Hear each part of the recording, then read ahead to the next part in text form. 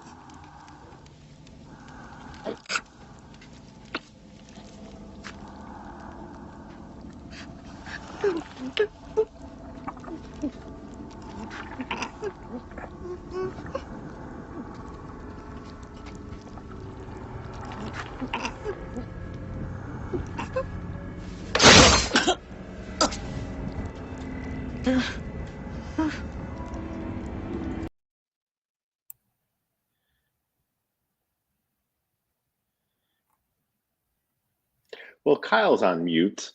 Yeah. Whoops. But I said, what do you think of him with his hands out there? I actually thought that was kind of comedic. I felt like he was like taunting her almost, like, oh, did you want me the whole? Oh. Yeah, I thought he was going to go for a neck break, might say push off. But yeah, it was a nice surprise. Yeah, I thought to me, I just took it as he was kind of confused, like, ooh, hey, ooh, the fuck just happened to you? Apparently, he's a New Yorker, He's too. Italian. Italian. Michelangelo Myers. Well, pick us back up, JD. What happens after Michael comes in and lays the old pitchfork here to Deborah? He lays down the line. Oh, yeah, no. Okay, so it is laid down. The pitchfork is burned. And we do nothing less but then pick back up in Haddonfield. Tommy Doyle, who Laurie Strode, I can't talk. Strode, yeah. As you recall, she babysat back in 1978. So now Old Top is back in a boarding house run by an elderly bird, Miss Blankenship, of all names. Like, can you think of a different elderly name, Blankenship? Do either of you know a Blankenship? No. No, but it does sound like a very common name. It's just like, Super yeah, common. it totally is. So anyway, so we got Tomboy here, Tommy, played by one of Kyle's, mine, probably Jeff's, America's favorite actor, Paul Rudd. Oh, for sure. Yes. He plays a reclusive individual who's become obsessed with finding the truth behind Michael's motives, but he's just Paul Rudd, just Paul Rudding around. Yeah. Well, I mean, what else can you say about that? But so now we've got this dysfunctional family that's now living in the Myers house. Tommy finds Jamie's babies at the bus station, takes it to the hospital, runs into Loomis. I mean, can it be more convenient? Like, oh, here's Loomis. Is that you? Yeah, that wasn't my best Loomis. Yes. His voice is so different in this one. Yeah, because he's gotten weaker, and his I mean, it's still there, but he's like, he doesn't have the fire that he does in the first one, where he's like, I shot him 6 times. Now he's like, Tommy. I don't know. But I think that's accurate to like the way that he's aged. Like, oh yeah, for sure. One day we will all be old men, and like there'll be like a kid in our front lawn, and like we won't be like, you son of a bitch. We'll be like, come on, kid, get the fuck out of here. That's true. So he runs into Loomis, tells him about the Strode family living in the Myers house. I mean, Tommy, Paul Rudd, obviously is a classic good guy, and he takes the baby back to his house, of course, where he names it, of all things, Steven. I mean, what would you? Obviously, you both have kids, so maybe the question is to me: what would I name a child? And the answer is Christopher Walken. Oh, a baby. It's mine. Baby, you make me dinner. That was okay. Yeah. Loomis goes to the Strode house and alerts Deborah on Michael, while Deborah starts to pack up belongings to leave. And you know what? Let's just screw all that. Let's just jump into a clip. All right, let's do it. Here we go.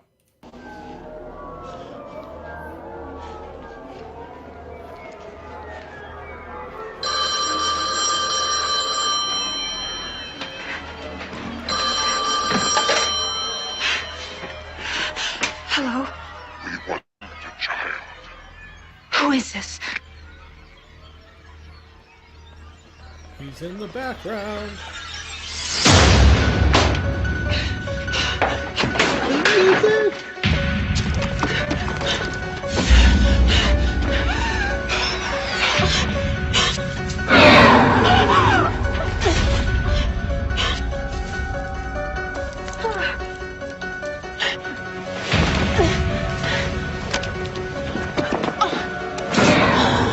Run, you old boy.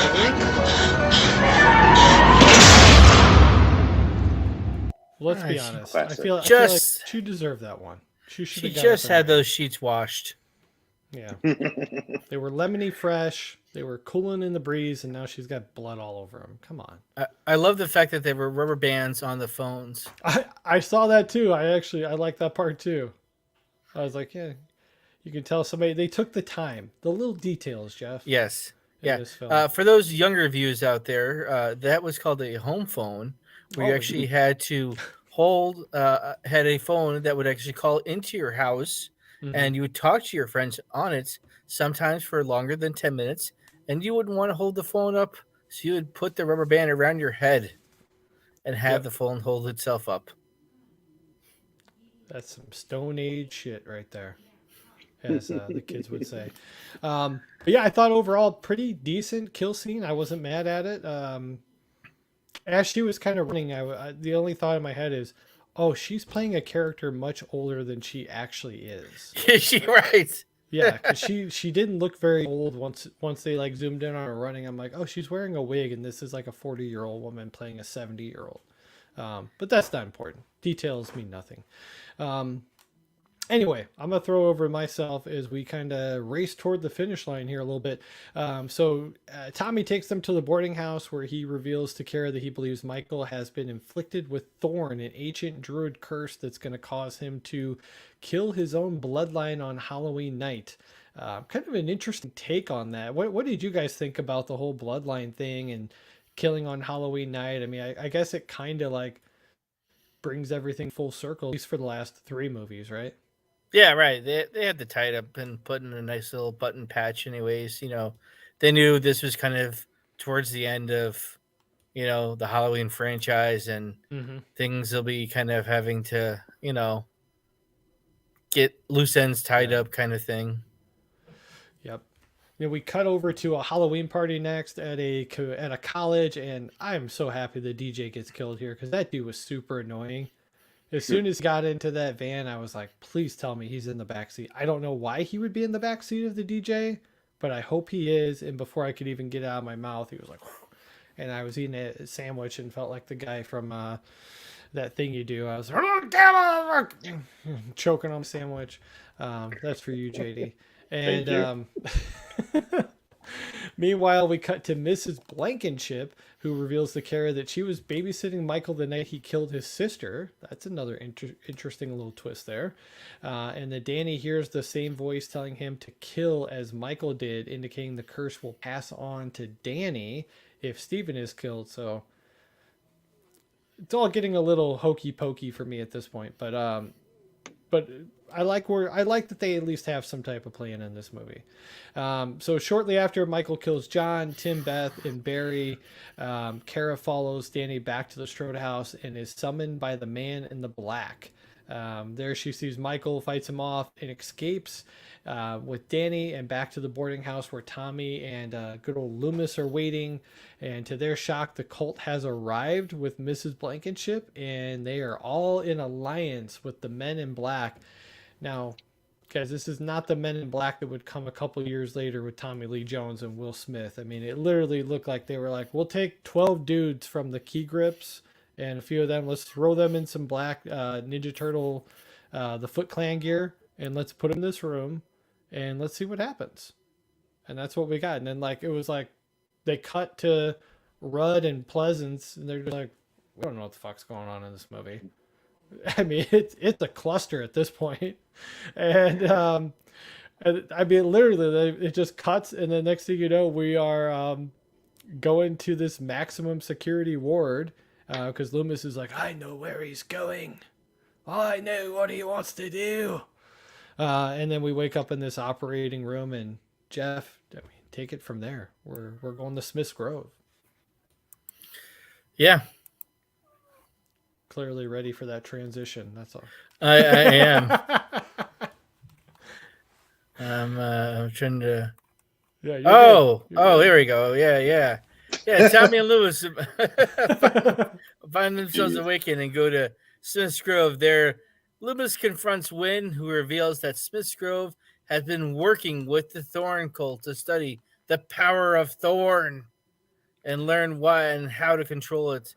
And Stephen is implied as being successful result in vitro fertilization experiments to clone Michael's pure evil. Wynn wants Loomis to join in on his conspiracy, as he was the first to see the evil inside Michael. Loomis refuses and is knocked out by the doctor. Meanwhile, Tommy frees Kara as Michael pursues them through the sanitarium. They find Wynn and his team, who are about to form a medical procedure on Danny and Stephen. Michael suddenly appears, turns against Wynn and the doors, turns against Wynn and against. Stop, rewind. Wynn and Yep. the doctors. Yeah. Michael suddenly appears and turns against Wynn and the doctors, killing them all. Tommy and Kara rescue the kids, and Michael chases them into a laboratory where Kara notices fetuses from Wynn's failed experiments. Tommy injects Michael with corrosives and beats him conscious with a lead pipe. Tommy, Kara, and the children leave Smith's Groves while Loomis stays behind to take care of business. Inside, Michael's mask lies alone on the lab floor, and Loomis screams in the background, leaving their fates unknown. Yeah, and I wanted to play the last minute of this clip so we can actually see Tommy just doing some work on old Michael here. So let's take a look at this, and then we can talk about the ending of the film here. So here we go.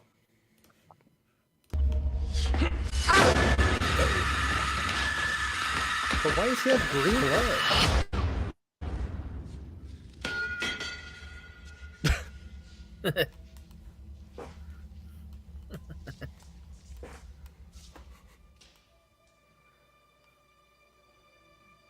Come with us. No, I have a little business to attend to here.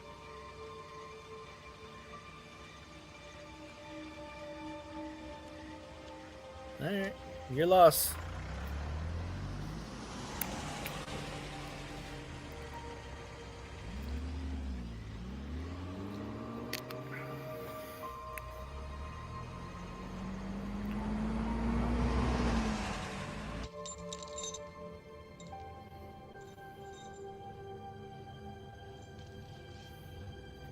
And he's gone.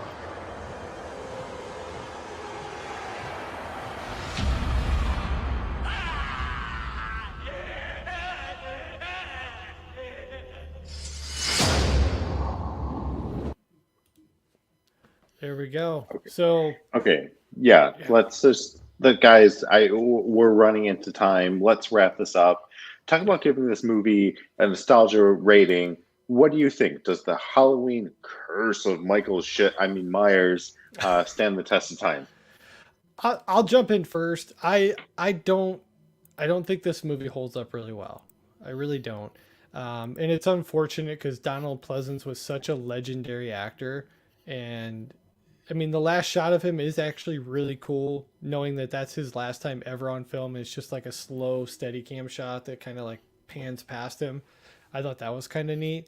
But overall, I think the movie's kind of a mess, man.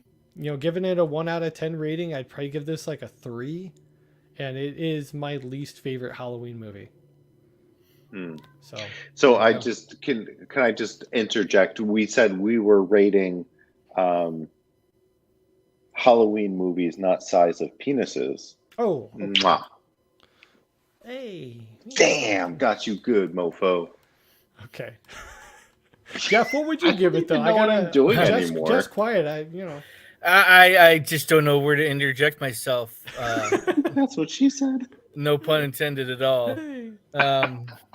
In between the two of you, but Well, yeah, unfortunately it doesn't really hold up. They were kind of banking on with the success of Clueless coming out and Paul Rudd being this new hot and coming star.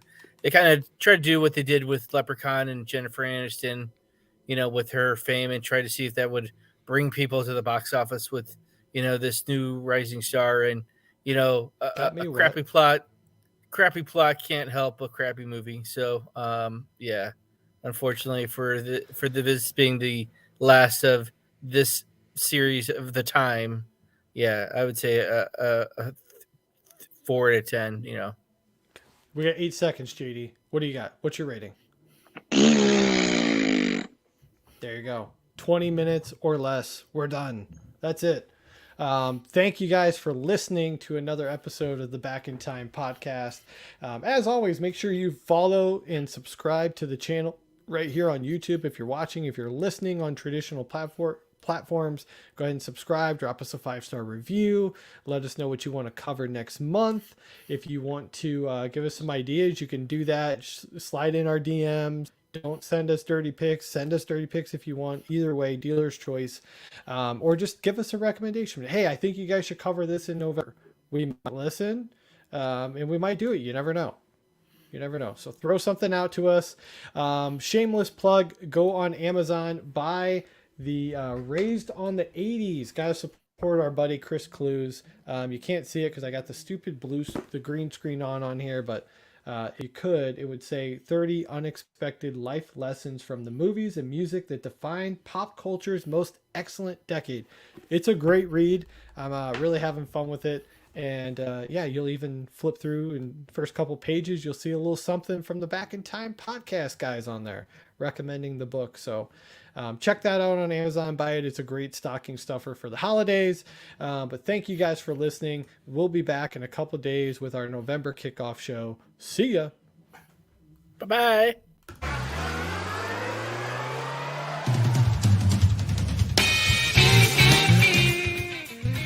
Bye-bye, boys. Have fun storming the castle.